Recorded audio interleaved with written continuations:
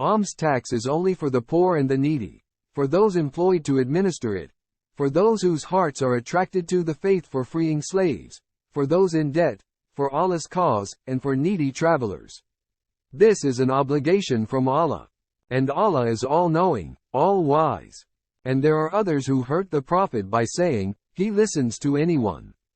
Say, O Prophet, he listens to what is best for you.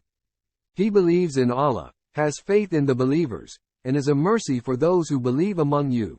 Those who hurt Allah's messenger will suffer a painful punishment. They swear by Allah to you believers in order to please you, while it is the pleasure of Allah and His messenger they should seek, if they are true believers. Do they not know that whoever opposes Allah and His messenger will be in the fire of hell forever? That is the ultimate disgrace. The hypocrites fear that a surah should be revealed about them, exposing what is in their hearts.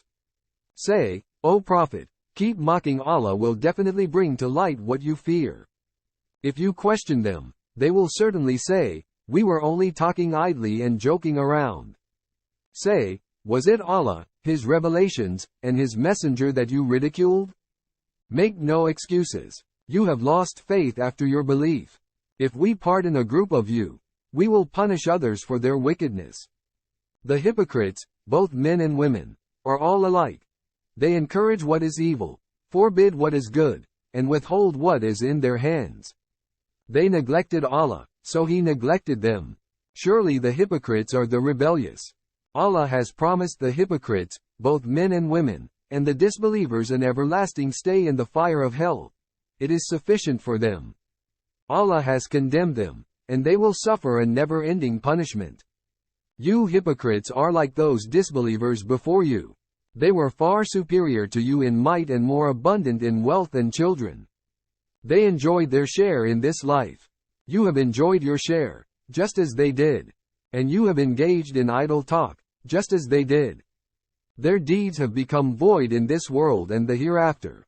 And it is they who are the true losers. Have they not received the stories of those destroyed before them? The people of Noah, Ad, and Thamud, the people of Abraham, the residents of Midian, and the overturned cities off Lot, when their messengers came to them with clear proofs. Allah would have never wronged them, but it was they who wronged themselves. The believers, both men and women, are guardians of one another. They encourage good and forbid evil, establish prayer and pay alms tax, and obey Allah and His messenger. It is they who will be shown Allah's mercy. Surely Allah is Almighty, all-wise. Allah has promised the believers, both men and women, gardens under which rivers flow, to stay there forever, and splendid homes in the gardens of eternity, and, above all, the pleasure of Allah. That is truly the ultimate triumph. O Prophet, struggle against the disbelievers and the hypocrites, and be firm with them. Hell will be their home. What an evil destination. They swear by Allah that they never said anything blasphemous, while they did in fact utter a blasphemy, lost faith after accepting Islam, and plotted what they could not carry out. It is only through resentment that they pay Allah and His messenger back for enriching them out of His bounty. If they repent, it will be better for them. But if they turn away, Allah will torment them with a painful punishment in this world and the hereafter, and they will have no one on earth to protect or help them. And there are some who had made a vow to Allah. If He gives us from His bounty, we will surely spend in charity and be of the righteous. But when He gave them out of His bounty, they withheld it and turned away indifferently. So He caused hypocrisy to plague their hearts until the day they will meet Him, for breaking their promise to Allah and for their lies. Do they not know that Allah fully knows their evil thoughts and secret talks, and that Allah is the knower of all unseen? There are those who slander some of the believers for donating liberally and mock others for giving only the little they can afford. Allah will throw their mockery back at them, and they will suffer a painful punishment. It does not matter whether you, O Prophet, pray for them to be forgiven or not. Even if you pray for their forgiveness 70 times, Allah will never forgive them. That is because they have lost faith in Allah and His messenger. And Allah does not guide the rebellious people. Those hypocrites who remained behind rejoiced for doing so in defiance of the Messenger of Allah and hated the prospect of striving with their wealth and their lives in the cause of Allah. They said to one another, "Do not march forth in the heat. Say, O Prophet, the fire of hell is far hotter. If only they could comprehend. So let them laugh a little. They will weep much as a reward for what they have committed. If Allah returns you, O Prophet, to a group of them and they ask to go forth with you, say, you will not ever go forth or fight an enemy along with me. You preferred to stay behind the first time, so stay with those helpless who remain behind. And do not ever offer funeral prayers for any of their dead, nor stand by their grave at burial, for they have lost faith in Allah and His Messenger and died rebellious. And let neither their wealth nor children impress you, O Prophet.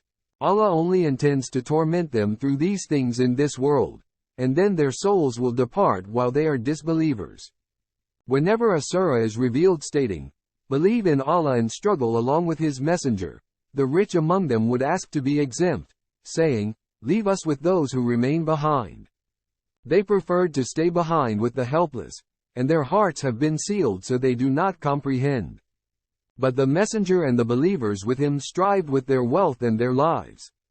They will have all the best, and it is they who will be successful.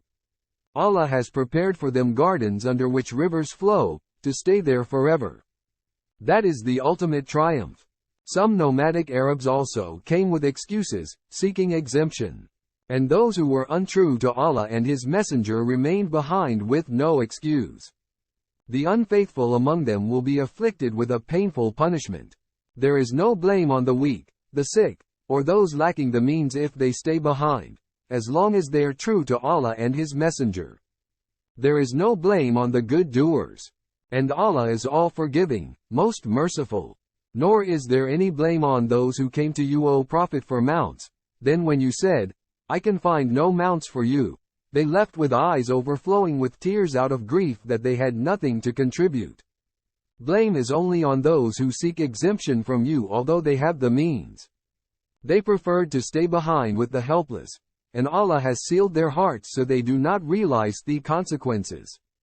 They will make excuses to you believers when you return to them. Say, make no excuses, for we will not believe you. Allah has already informed us about your true state of faith. Your future deeds will be observed by Allah and His Messenger as well. And you will be returned to the knower of the seen and unseen. Then He will inform you of what you used to do. When you return, they will swear to you by Allah so that you may leave them alone. So leave them alone. They are truly evil. Hell will be their home as a reward for what they have committed. They will swear to you in order to please you. And even if you are pleased with them, Allah will never be pleased with the rebellious people. The nomadic Arabs around Medina are far worse in disbelief and hypocrisy, and less likely to know the laws revealed by Allah to His Messenger. And Allah is all-knowing, all-wise. And among the nomads are those who consider what they donate to be a loss and await your misfortune. May ill fortune befall them. And Allah is all-hearing, all-knowing. However, among the nomadic Arabs are those who believe in Allah and the Last Day, and consider what they donate as a means of coming closer to Allah and receiving the prayers of the Messenger. It will certainly bring them closer. Allah will admit them into His mercy. Surely Allah is all-forgiving, most merciful. As for the foremost, the first of the emigrants and the helpers, and those who follow them in goodness, Allah is pleased with them and they are pleased with Him. And He has prepared for them gardens under which rivers flow, to stay there forever and ever. That is the ultimate triumph. Some of the nomads around you believers are hypocrites, as are some of the people of Medina. They have mastered hypocrisy. They are not known to you, O Prophet. They are known to us. We will punish them twice in this world. Then they will be brought back to their Lord for a tremendous punishment. Some others have confessed their wrongdoing. They have mixed goodness with evil. It is right to hope that Allah will turn to them in mercy. Surely Allah is all-forgiving, most merciful. Take from their wealth, O Prophet, charity to purify and bless them, and pray for them. Surely your prayer is a source of comfort for them. And Allah is all-hearing, all-knowing. Do they not know that Allah alone accepts the repentance of His servants and receives their charity, and that Allah alone is the acceptor of repentance, most merciful? Tell them, O Prophet, do as you will. Your deeds will be observed by Allah, His Messenger, and the believers. And you will be returned to the knower of the seen and unseen. Then He will inform you of what you used to do. And some others are left for Allah's decision, either to punish them or turn to them in mercy. And Allah is all-knowing, all-wise. There are also those hypocrites who set up a mosque only to cause harm, promote disbelief, divide the believers, and as a base for those who had previously fought against Allah and His Messenger.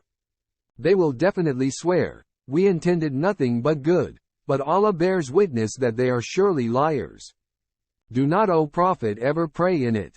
Certainly, a mosque founded on righteousness from the first day is more worthy of your prayers. In it are men who love to be purified. And Allah loves those who purify themselves. Which is better? Those who laid the foundation of their building on the fear and pleasure of Allah, or those who did so on the edge of a crumbling cliff that tumbled down with them into the fire of hell? And Allah does not guide the wrongdoing people. The building which they erected will never cease to fuel hypocrisy in their hearts until their hearts are torn apart. And Allah is all-knowing, all-wise. Allah has indeed purchased from the believers their lives and wealth in exchange for paradise. They fight in the cause of Allah and kill or are killed. This is a true promise binding on Him in the Torah, the Gospel, and the Quran. And whose promise is truer than Allah's? So rejoice in the exchange you have made with Him. That is truly the ultimate triumph. It is the believers who repent, who are devoted to worship, who praise their Lord, who fast, who bow down and prostrate themselves, who encourage good and forbid evil, and who observe the limits set by Allah. And give good news to the believers. It is not proper for the Prophet and the believers to seek forgiveness for the polytheists, even if they were close relatives, after it has become clear to the believers that they are bound for the hellfire. As for Abraham's prayer for his father's forgiveness, it was only in fulfillment of a promise he had made to him. But when it became clear to Abraham that his father was an enemy of Allah, he broke ties with him. Abraham was truly tender-hearted, forbearing. Allah would never consider a people deviant after He has guided them, until He makes clear to them what they must avoid. Surely Allah has full knowledge of everything. Indeed, to Allah alone belongs the kingdom of the heavens and the earth. He gives life and causes death. And besides Allah you have no guardian or helper. Allah has certainly turned in mercy to the Prophet as well as the emigrants and the helpers who stood by him in the time of hardship, after the hearts of a group of them had almost faltered. He then accepted their repentance. Surely He is ever gracious and most merciful to them. And Allah has also turned in mercy to the three who had remained behind, whose guilt distressed them until the earth, despite its vastness, seemed to close in on them, and their souls were torn in anguish. They knew there was no refuge from Allah except in Him. Then He turned to them in mercy so that they might repent. Surely Allah alone is the acceptor of repentance, most merciful. O believers, be mindful of Allah and be with the truthful. It was not proper for the people of Medina and the nomadic Arabs around them to avoid marching with the Messenger of Allah or to prefer their own lives above his. That is because whenever they suffer from thirst, fatigue, or hunger in the cause of Allah, or tread on a territory, unnerving the disbelievers, or inflict any loss on an enemy, it is written to their credit as a good deed. Surely Allah never discounts the reward of the good doers.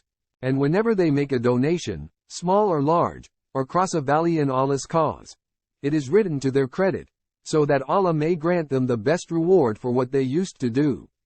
However, it is not necessary for the believers to march forth all at once. Only a party from each group should march forth, leaving the rest to gain religious knowledge, then enlighten their people when they return to them, so that they too may beware of evil. O believers, fight the disbelievers around you and let them find firmness in you. And know that Allah is with those mindful of Him. Whenever a surah is revealed, some of them ask mockingly, which of you has this increased in faith? As for the believers, it has increased them in faith and they rejoice. But as for those with sickness in their hearts, it has increased them only in wickedness upon their wickedness, and they die as disbelievers. Do they not see that they are tried once or twice every year? Yet they neither repent nor do they learn a lesson. Whenever a surah is revealed, they look at one another, saying, "Is anyone watching you?" Then they slip away. It is Allah who has turned their hearts away because they are a people who do not comprehend. There certainly has come to you a messenger from among yourselves. He is concerned by your suffering, anxious for your well-being, and gracious and merciful to the believers. But if they turn away, then say, "O Prophet, Allah is sufficient for me. There is no God worthy of worship except Him. In Him I put my trust. And He is the Lord of the mighty throne."